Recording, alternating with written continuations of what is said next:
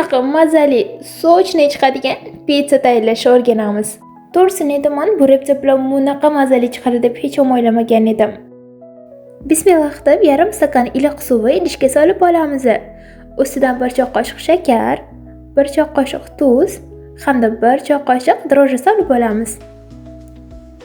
Oz-ozdan un solib, xamirimizni esa avvaliga vinchik yordamida, so'ng esa oz-ozdan un solib, qo'limiz yordamida xamir qorib olamiz.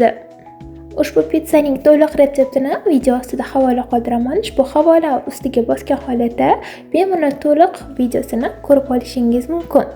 Xamirimiz esa shunaqa yumshoqqina bo'ladi.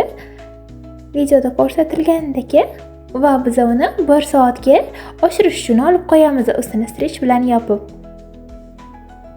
Listimizni esa yog'lab olgan holatda margarin bilan yog'lab oldim. Xamirni qo'limiz bilan yoyib chiqamiz bir tekisda qilib.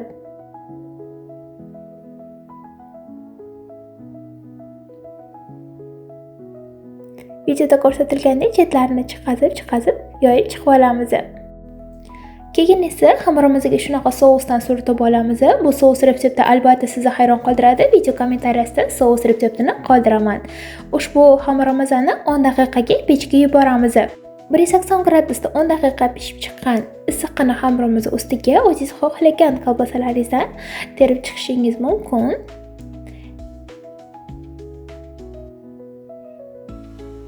Va men ustiga mozzarella sirlaridan foydalanib, mozzarella sirlarini qirg'ichdan chiqazib, yana 10 daqiqaga pechga yuboramiz. Bu videoni doimiy tarzda ko'chadan pitsa buyurtma qiladigan tanishingizga yuborib qo'ying. Videoga albatta like bosing hamda meni sahifamga albatta obuna bo'lib qo'yishingiz chiqmasin.